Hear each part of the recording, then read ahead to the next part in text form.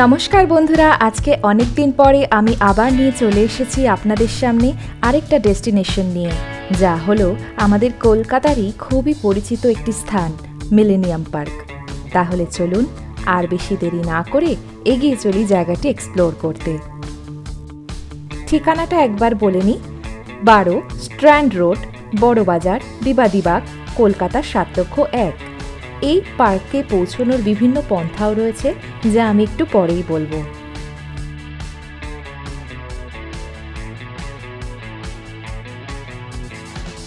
প্রথমেই সামনে ঢুকতেই আপনারা দেখতে পাবেন এই স্মারকটি, যাতে এই পার্কটি প্রতিষ্ঠানের তিথি লেখা রয়েছে।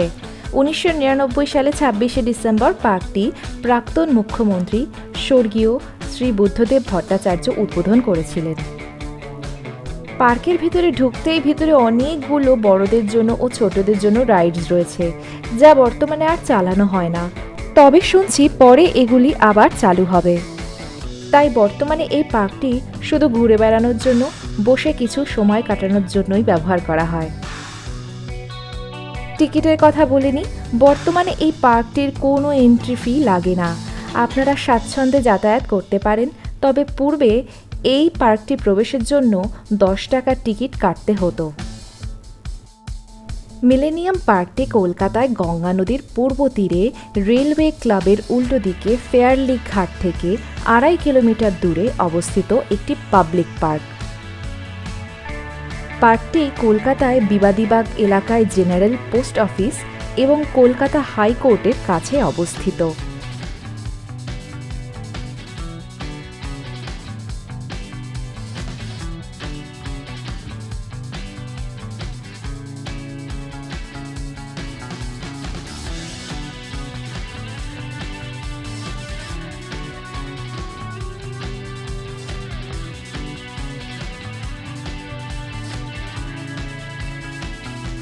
এই পার্কটির অন্যতম একটি আকর্ষণই হল পাশের বয়ে চলা সচ্ছল গঙ্গা নদী, আর দূরে নির্মিত আমাদের কলকাতা শহরের অন্যতম একটি বড় আকর্ষণ হাওড়া ব্রিজ, যা আমাদের প্রাত্যহিক জনজীবনে হাওড়া যাতায়াতকারীদের একটি গুরুত্বপূর্ণ মাধ্যম।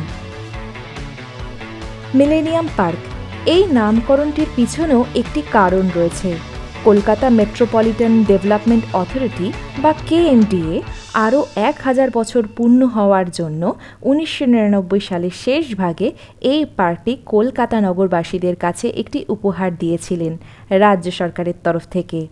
নতুন মিলেনিয়া শুরু হতে যাচ্ছিল, তো তাই জন্য এরকম নাম দেওয়া হয়েছে মিলেনিয়াম পার্ক। তাছাড়া পার্কটি কলকাতার রিভারসাইড বিউটিফিকেশন প্রজেক্টেরও অন্তর্গত।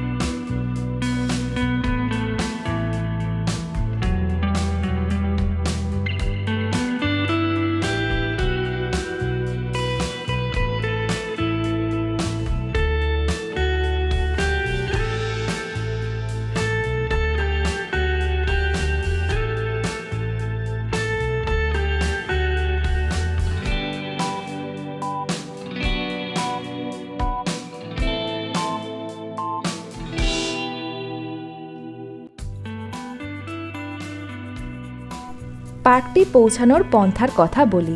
যদি আপনারা বাসে আসেন, তাহলে প্রথমেই আপনারা বিবাদীবাগ এলাকায় চলে আসবেন।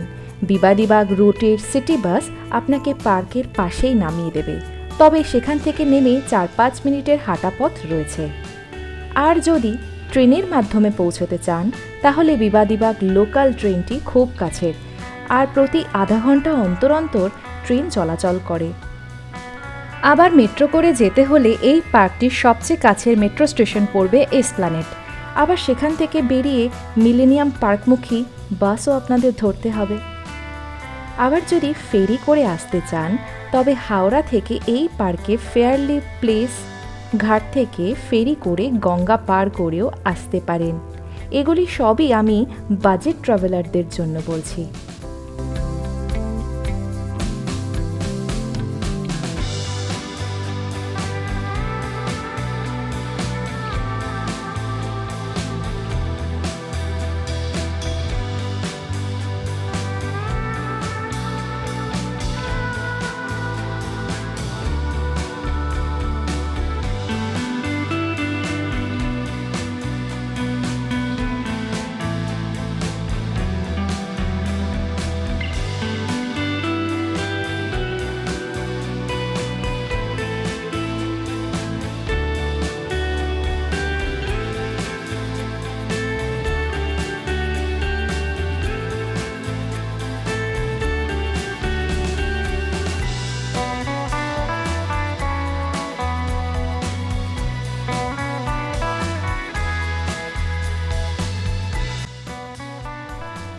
একটু এগিয়ে গেলে সামনেই রয়েছে রানী রাসমণির মূর্তি।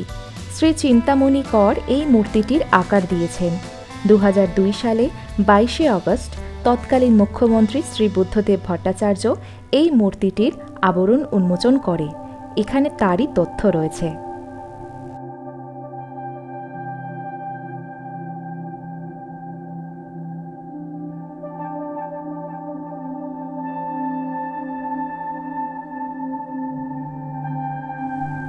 পার্কটি শহরের অন্যতম একটি জনপ্রিয় স্পট।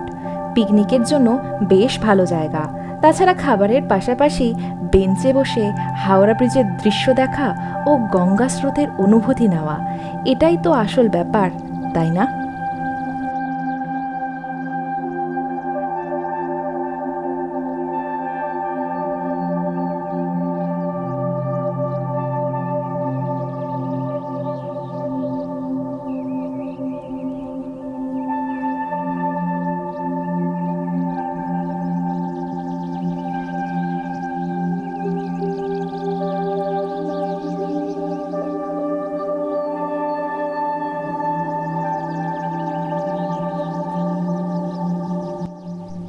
পার্কের এই অংশটির শেষ প্রান্ত এটাই। এরপরেই নিয়ে চলে যাচ্ছি পার্কের আরেকটি অংশে, যা এখান থেকে কিছুটা দূরে রয়েছে। 1999 সালে 26শে ডিসেম্বর যখন প্রথম পার্কটি উদ্বোধিত হয়, তখন পার্কটি বড় এলাকা জুড়ে তৈরি করার মতো জায়গা ছিল না। তবুও পরে পোর্ট ট্রাস্টের অনুমতিতে জায়গাটির সম্প্রসারণ করা হয়েছে। এটিই হলো সেই সম্প্রসারিত পার্কটির অংশ।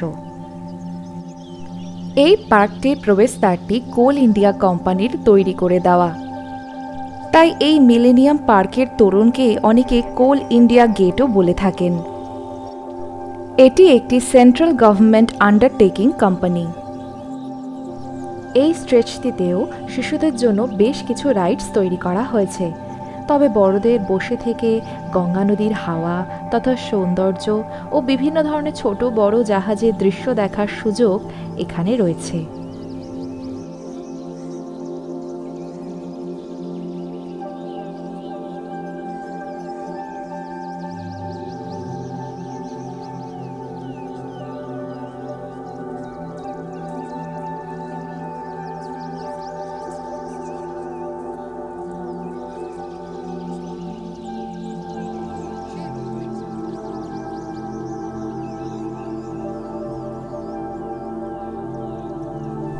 কখন খোলা থাকে তার কথাটি একটু বলে নিই। পার্কটি সকাল 8টা থেকে রাত্রি 8:30 পর্যন্ত মোটামুটি খোলাই থাকে। এই পার্কটি ছিল গঙ্গা তীরে সৌন্দর্য বর্ধন প্রকল্পের অন্যতম পদক্ষেপ। এরই সাথে আরও নানা প্রকল্প সরকার গ্রহণ করেছে। সকালের আলো ছাড়াও রাতের বেলা সুদৃশ্য আলোর ব্যবস্থাও রয়েছে এখানে, যা মিলেনিয়াম পার্কটিকে আরও আলোকোজ্জ্বল করে তুলেছে।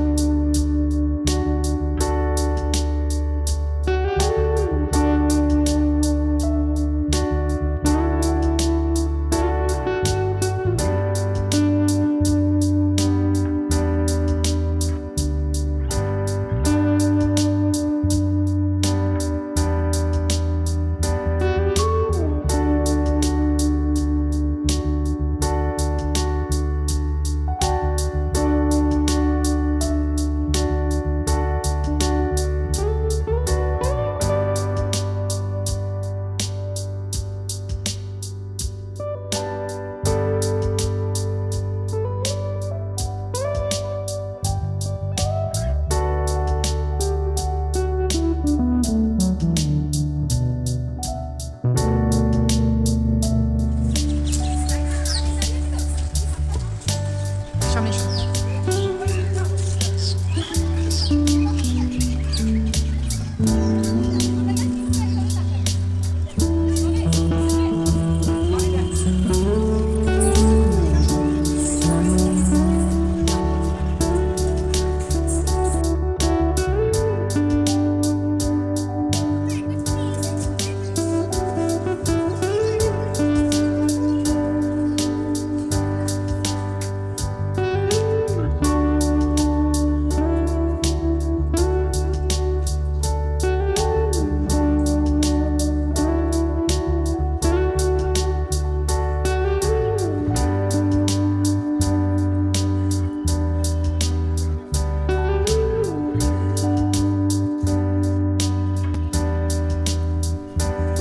এই পার্কটিতে পর্যটকেরা গেলে আরেকটি অবশ্যই দর্শনীয় ও আকর্ষণীয় অ্যাক্টিভিটি রয়েছে, তা হলো জাহাজের মাধ্যমে গঙ্গা দর্শন।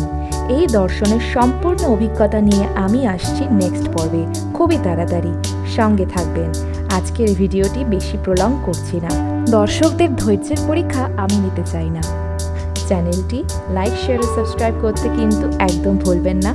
পরিবার প্রিয়জনদের সাথে সময় কাটানোর এই কলকাতার আরেকটি দর্শনীয় স্থানটি আশা করি আপনাদের খুব ভালো লেগেছে। আগামী পর্বের অপেক্ষায় রাখছি আপনাদের। ভালো থাকবেন, সুস্থ থাকবেন। আজকের জন্য চলি। নমস্কার।